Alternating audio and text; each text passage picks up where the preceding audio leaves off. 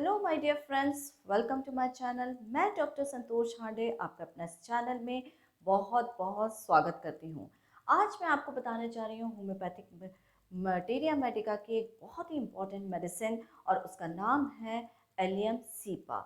Allium cepa प्याज से बनने वाली मेडिसिन है, रेड अनियन बल्ब से बनाई जाती है और ये जो है इसमें बहुत सारे ऐसे ऑर्गेनिक कंपाउंड्स पाए जाते हैं जैसे कि organic sulphur, fibre, folic acid, जो हमारे लिए बहुत ही ज़्यादा हेल्थ बेनिफिट पहुंचाने वाले होते हैं। चलिए हम देखते हैं कि इसके वेरियस सिम्टम्स कौन से हैं जिसके आधार पर ये मेडिसिन को प्रिस्क्राइब किया जाता है और पेशेंट्स को ठीक किया जाता है। सबसे पहले जान लीजिए, ये मेडिसिन कोराइजा के लिए एक बहुत ही इम्पॉर्टेंट मेडिसिन है।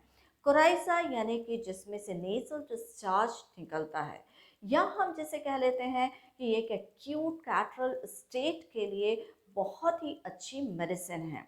इसमें जो कोराइजा होता है इसके लिए जो सिम्टम इम्पॉर्टेंट है वो नेज़ल डिस्चार्ज जो होता है वो ज़्यादा इम्पॉर्टेंट है, क्योंकि इसका जो नेज़ल डिस्चार्ज होता है वो वाटरी होता है और एक्रिड होता है, यानी जलन करने वाला होता है। और इसका जो स्पष्ट इफेक्ट होता है वो हम अपर लिप के ऊपर देखते हैं कि ये अपर लिप को कोरोड कर देता है। तो इस प्रकार से देखते हैं कोराइजा, जिसमें कि एक्रिड वाटरी डिस्चार्ज होता है। इस कोराइजा के साथ साथ में लैक्राइमेशन भी हो सकता है, यानी आंखों से भी पानी निकल सकता है। और ये जो आंखों से निकलने वाला पानी है ये ब्लैंड होता है, यानी कि बिल्कुल भी जिससे कि जलन प्रोड्यूस नहीं होती है।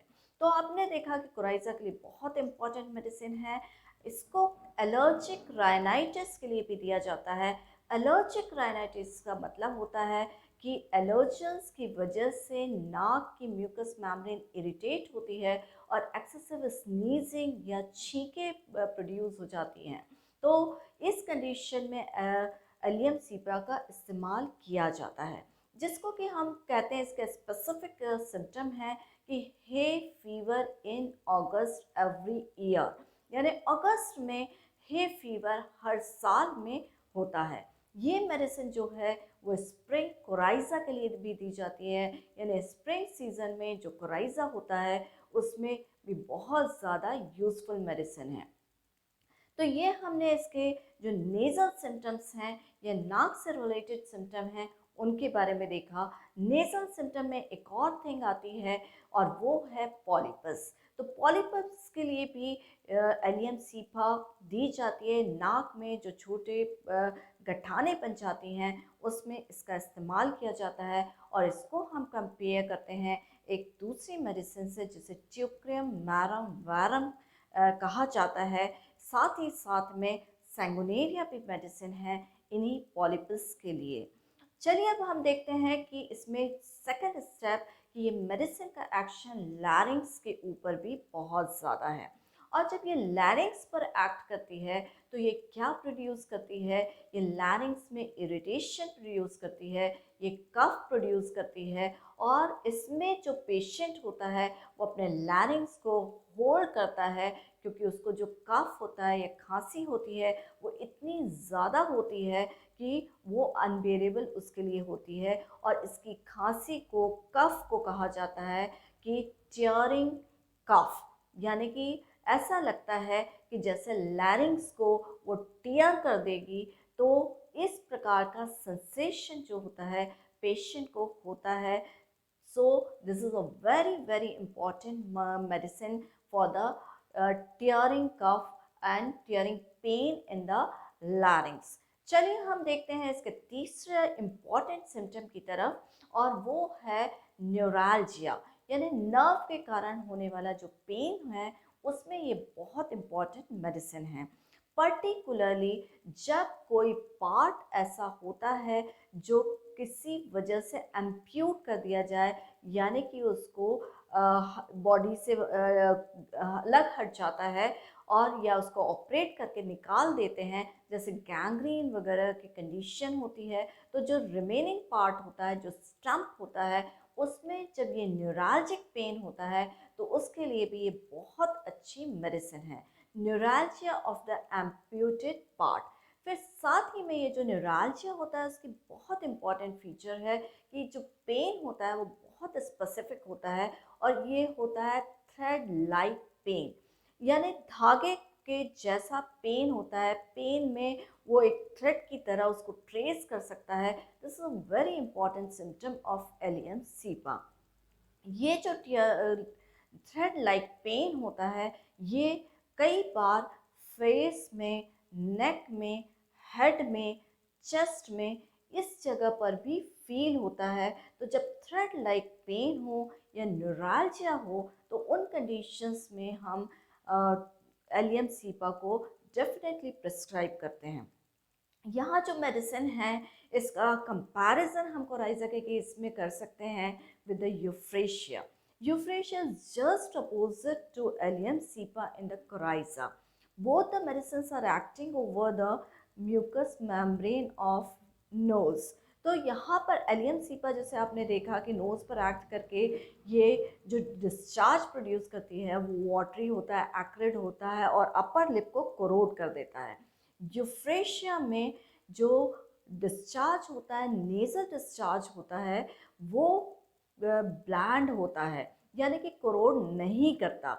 वहीं just opposite to allium cepa, इसके जो आई से होने वाले डिस्चार्जेस हैं वो बहुत ज़्यादा एक्रेट होते हैं, और इसीलिए ये ब्लेफराइटिस कॉज करता है, यानी इन्फ्लेमेशन ऑफ लिड। तो ये एलियम सीपा और यूफ्रेशिया दोनों ही कंपैरेटिव मेडिसिन हैं, लेकिन ध्यान रखिए कि एलियम सीपा का मेन एक्शन है over the nasal mucous membrane, और यूफ्रेशिया जो है उसका मेन एक्शन है that is over the eyes, और आइज पर एक्ट करके ये एक्रिड डिस्चार्जेस प्रोड्यूस करती है, और एलियम सीपा नोज पर एक्ट करके नेजल एक्रिड डिस्चार्जेस प्रोड्यूस करती है। दोनों की जो मॉडलिटीज़ हैं वो ऑलमोस्ट सिमिलर है, कि जैसे एलियम सीपा की इम्पॉर्टेंट मॉडलिटी कि उसको वार्म रूम में एग्रवेशन होता है, इवनिंग में एग्रवेशन होता है, वार्म स्टफी रूम में एग्रवेशन होगा, डैम्प वेट वेदर में एग्रवेशन होगा। तो इसी तरह की मॉडलिटीज़ जो होती हैं वो हम यूफ्रेशिया में भी देखते हैं। एग्रवेशन सेम है और एम्ब्ल्यूरेशन भी सेम है, कि एलियम सीपा में ओपन एयर से एम्ब्ल्यूरेट होता है और यूफ्रेशिया में भी ओपन एयर से एम्ब्ल्यूरेट होता है। तो इसको बहुत कंसाइज वे में याद रखने का तरीका है, यदि आप एलियम सीपा का कोराइजा याद रख लें और उसकी एक्रिडिटी याद रख लें तो बाकी सारी चीज़ें अपोजिट होती है यूफ्रेशिया में। तो ये इस तरीके से याद रखना बहुत आसान है। कई बार ऐसा होता है एग्जामिनेशन में पूछा जाता है compare the catarrhal condition of allium cepa and Euphrasia, so you can easily compare और रिमेंबर इन दोनों की जो मॉडलिटीज़ होती हैं वो ऑलमोस्ट सिमिलर होती है। एक और सिम्टम हम डिस्कस कर लेते हैं एलियम सीपा का, कि ये एलियम सीपा का एक और महत्वपूर्ण सिम्टम है और वो है इसका हेडेक।